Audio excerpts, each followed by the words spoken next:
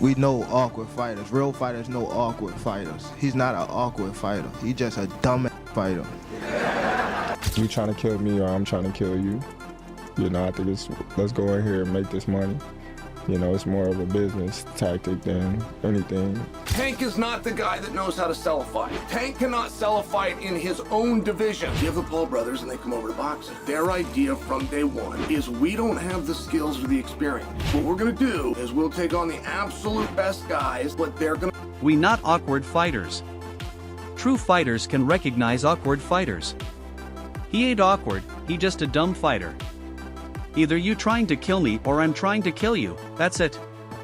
I see it more like let's step in here and make some money.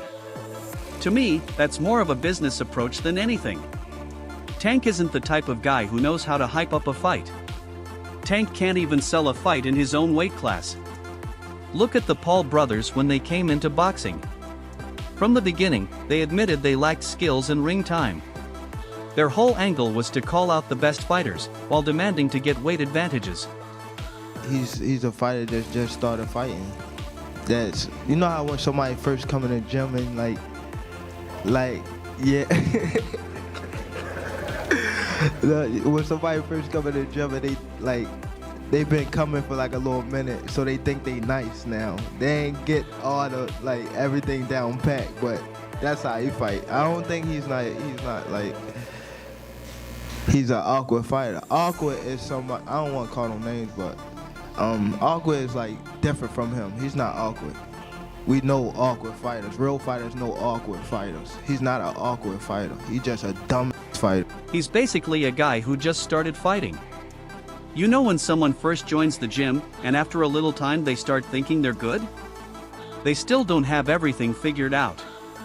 That's how he fights. He's not awkward.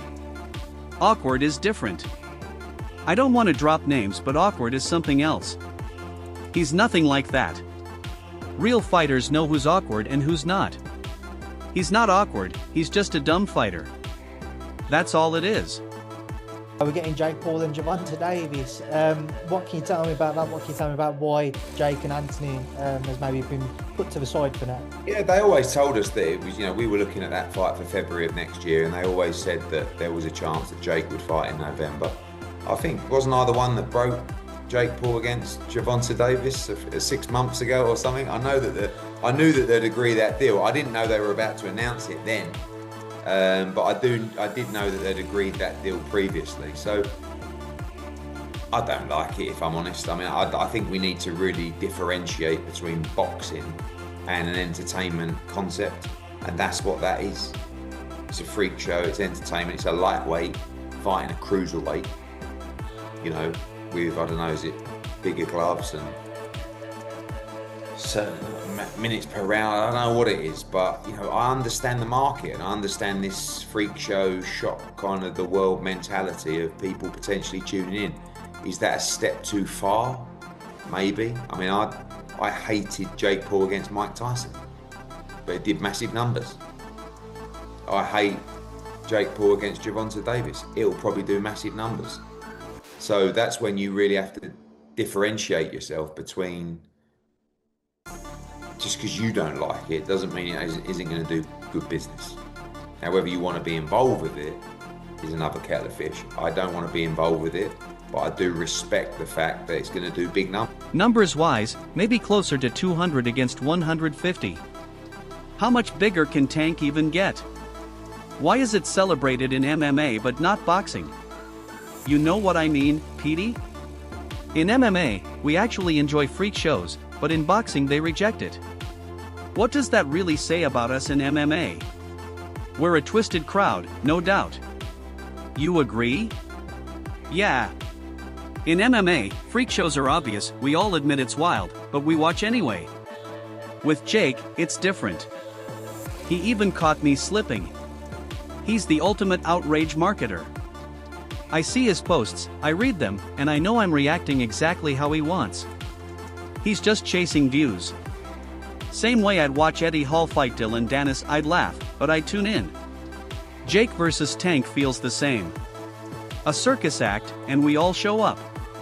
The issue is Jake acts like it's real. He says he beat Tyson, he'll beat Canelo. That's why fans push back. If he admitted it was a freak show, we'd all enjoy it more. Generally, I'm sure it'll be a little bit closer, maybe 200 to 150. How much bigger can Tank get? Why would that be somewhat celebrated in MMA, but in boxing it isn't? Do you know what I mean, Pete? In MMA, like, we sort of love the freak shows, but in boxing they don't. Why do you think that is? What does that say about us in MMA? Well, we're a sick bunch of fucks, there's no doubt about that. But I will say... You agree, like, right, or no? Yeah, like, the idea of the MMA freak show is everybody coming together and saying, oh, we're going to watch a freak show. This is what this is. We know what this is. It is absolutely mental, what we're going to watch here.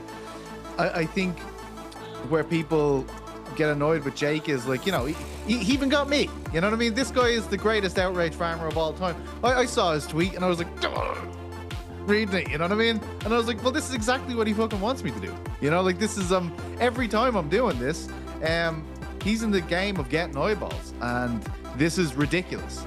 As long as, like, you know, why do I like an MMA freak show? Why would I watch Eddie Hall in an MMA fight against Dylan Dennis? I'll be like, this is fucking ridiculous and I have to watch it. That's the way I feel about Jake Paul and Davis. I will watch it. It's ridiculous. You know what I mean? It's all of us getting together to go to the circus for the evening. I think the reason why there's pushback against it when Jake does it is because Jake, and obviously tactfully, is going like, what are you talking about? This guy's a world champion. I took out Mike Tyson. He's a world champion. And then I'm going to take out Canelo and stuff like this. Like, he's winding us up. He's not agreeing to the stipulation that we're all agreeing on, which is, this is a freak show. This is absolutely mental. As long as we can agree with that, we can all enjoy it collectively. Tank isn't the one who can promote a fight. He struggles to even push fights in his division. Compare him to the Paul brothers, who stepped into boxing admitting they lacked the tools, but they'd fight the biggest names while getting weight help. Tank's role should be simple.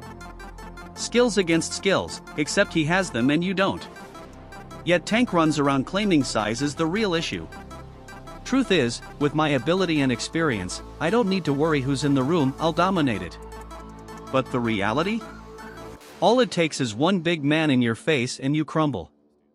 Boxing has failed to explain why Floyd took half an hour with a man who'd never boxed. Tank is doing the same thing. If you pick a clown, don't be shocked when he acts like one. Tank is not the guy that knows how to sell a fight. Tank cannot sell a fight in his own division. You have the Paul brothers and they come over to boxing. Their idea from day one is, we don't have the skills or the experience. What we're gonna do is we'll take on the absolute best guys, but they're gonna spot us some pounds. Tank has one job to do, that it doesn't make any difference, that boxing is a real sport. My skills versus your skill, of which I am in abundance of and of which you have none of. Tank is telling anybody that will listen that there's a size problem. My skills and my experience in boxing, I do not have to wonder who's in the bar tonight. Any bar I go to, I rule the bar. No, it turns out that you don't. Just need some big guy to corner you, apparently. Boxing has never stood its ground. Boxing has never been able to explain why Floyd needed a half hour to get rid of a guy who's never boxed before. Tank Davis has already began this. When you choose a dum-dum, don't be surprised when he goes out and acts like a dum-dum. He should beat Jake Paul, right? Actually, no. Wait, you don't think so? My bad, I thought we all agreed. Do you think Jake Paul beats Gervonta Davis? Honestly, it's 50-50. Davis is tiny, just 5 feet 5 inches. He's really small, man. If Jake keeps his guard tight, keeps coming forward, soaking up punishment and pressing ahead non-stop, then there's a route he could win. He should beat Jake Paul, shouldn't he? No, he shouldn't. You don't think... Sorry, so...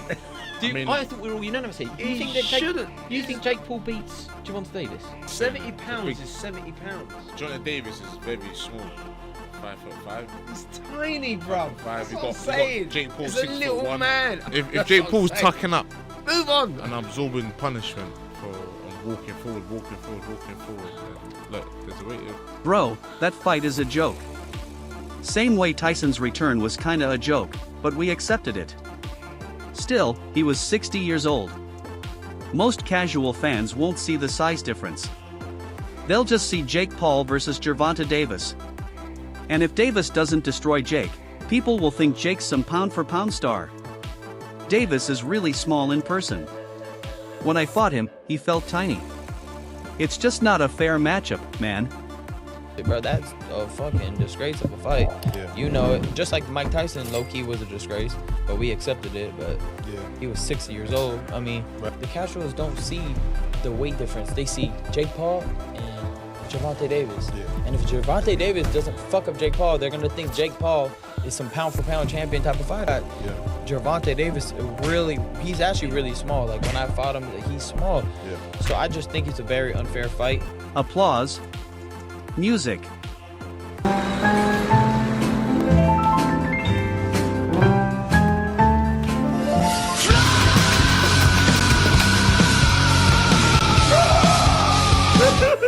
Wild matchup. Why's Gervonta Davis fighting someone that huge?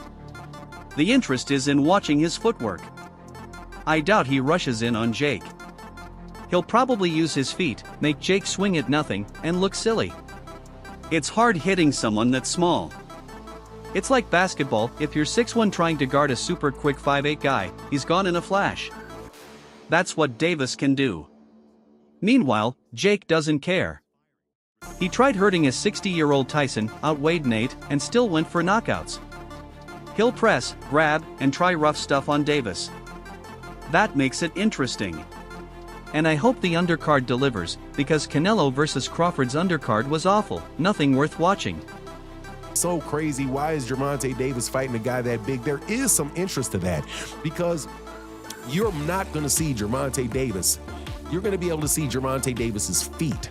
That's what I'm going to be interested to see, because I don't think Gervonta's going to jump out there and try to run up into Jake Paul and try to knock Jake Paul out. What I think Gervonta is going to do is Gervonta's going to move his feet, just going to move, make Jake Paul miss a lot, make Jake Paul look really dumb just by using defense on him and making him swing at the wind, because that is going to be very tough for him to hit a guy that is that little. If you play basketball, for example, and you are a tall 6'1" guy and you try to stand in front of some 5'8", real quick 5'8" guy, trust me, their first steps they are going up out of there, those little teeny weeny dudes. So that's going to be very fun and interesting to watch how that goes down. Now, on the other side, you know what Jake Paul's going to do. He don't have no consciousness. He doesn't have a conscience about what he's trying to do. He's going to go in there try to hurt a 60-year-old Mike Tyson. He don't care. He wanted to Nate. He's way bigger than Nate Jones. When he fought Nate Jones, he didn't care about hitting Nate Jones upside the head. He's definitely going to be looking to try to get as much as he can get off on Gervonta Davis, and I see him trying to run up on him, trying to maul him, trying to grab him, trying to club him, trying to do all kind of craziness, man. And it's going to be interesting. It's going to be an interesting thing to watch. Now, let me tell you what I really hope, and I haven't seen for this particular card, but I know that I know it's going to be good, which is the undercard. The undercard for the Canelo Alvarez fight and Terrence Crawford fight is absolutely horrendous. There's nothing on the thing that would make you want to watch to tune into that. Fast, powerful, explosive, that's Tank. Now, Jake Paul versus Davis got announced. My reaction? Honestly, nothing. A 135-pounder versus a 200-pounder? That's not a fight. If it's scripted, fans might enjoy it. By scripted, I mean not real. Like Jake and Tyson, both made money, nobody wanted to take an L. It's exhibition, not real boxing. They'll spar, cash out, not go for the kill. Jake's too big for Tank, though. Tank hits hard, very skilled, but Jake's size advantage is serious. Ferocious. This is speed and power and explosiveness combined. Like, they couldn't keep up with it. Wanted to get your take on the Jake Paul versus Tank Davis. They just announced the fight. What's your instant reaction to that? I don't have no reaction. I don't know what's going to happen with a 135-pounder going up against a 200-pounder. If it's scripted, then it's going to be good for the fans to watch. What do you mean by scripted? Like rigged? Yeah, like scripted. But none of those guys want a fucking L, right? I think it's not a real fight. I think it's because it can't be a real fight because they ain't in the same weight. So it'd be more like an exhibition. I think it is an exhibition, but do you think they're like, but not one person saying like, yo, I'm gonna fucking throw the match? You think? I don't think. Or you never know? Yeah, I think they're gonna go in there and spar. I don't think it's gonna be you trying to kill me or I'm trying to kill you. You know, I think it's let's go in here and make this money. You know, it's more of a business tactic than anything. Because that's what Jake and Mike kind of did. Yeah, for sure. Like, everyone bought into that, and then when you watched it, it was just like, bro, this sucks. I'm friends with Jake, I like him too, but that fight, yeah, I didn't like that one. Jake too big for Tank, you know? In reality, he's way too big for Tank. Like, Tank is very talented, punch hard. I'm curious if Tank looks dominant or if Jake survives like before. In 10 rounds, Jake gassed last time. Tank could target the body early, then press when Jake fades. Chavez could coast late, but Tank won't let up. But does Tank's power carry up? At 150, can he really hurt Jake's bigger head? Power can climb a few classes, but that's a massive jump. Maybe Jake just absorbs it fine. Strange matchup. It's literally size against skill. Fascinating, but disappointing too. I wanted Tank versus Roach after that draw. Tank doesn't care about belts or legacy, just cash. That'll stay in his career. Still, if he knocks Jake out, fans will love it. Funny thing, Jake should be fighting Darren till after what we saw with Rockhold. That KO was brutal, his leg bent back. Hard to watch.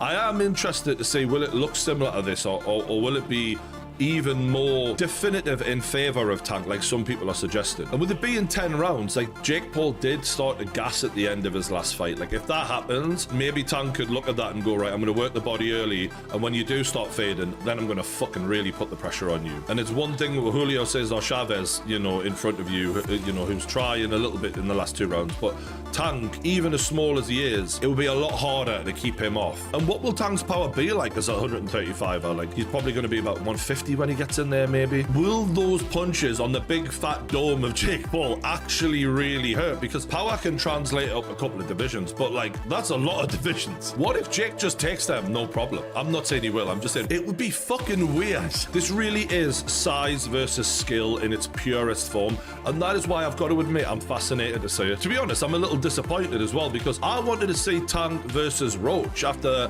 they went to a draw in their last fight, a very controversial draw. I think Tank should have fucking lost it, to be honest. Tank doesn't give a shit about legacy and belts. He doesn't give 2 shits about that.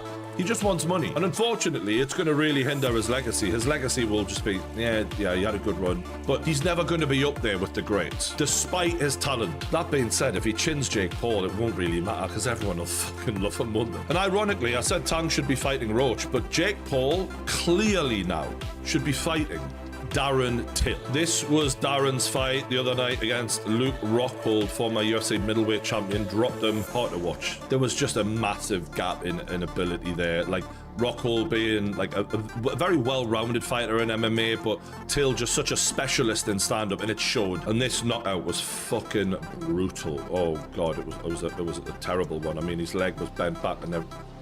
Y'all focusing on Roach when the real question is Tank taking $150 to $200 million to throw the fight with Jake? Think about it, it's an exhibition, doesn't even hit his record. Would you turn down $200 million for one night? Honestly, Jake might win because Tank takes the dive. That kind of money, man, who wouldn't? That's the scary part, it feels like theater. Not real boxing, just sparring for cash. What would you do? Would you take the money to lose against Jake Paul? Now, really, y'all worry about the wrong question. Y'all worry about Roach, but the real question is, damn, is Tank getting paid $150, $200 million to take that dive versus Jake? Is he gonna do it? Now, I'm just thinking, like, damn, like, for them, $200 million? It's an exhibition, they gonna go on your record? Shit. What would I do? Would I take $200 million to lose a fake fight? Damn, G. Jake might win this fight, bro, because shit. $200 million is an exhibition. Y'all already talking shit. $200 million. Would I take the dive? I think $200 million is worth taking a dive, gang. honestly do think so. And it ain't even a real fight. I hope that's not the case, but that's a fucking solid fucking question. What the fuck is gonna happen in this fight? Like, is he gonna take the dive? It's an exhibition, so somebody gotta win. It's not real. It's like a play. When you really think about it, it's sparring. It's not real. You know what I'm saying? No, what y'all think? What would you do? Would you take the $200 million to motherfucking lose to Jake Paul? That's a wrap for today's video.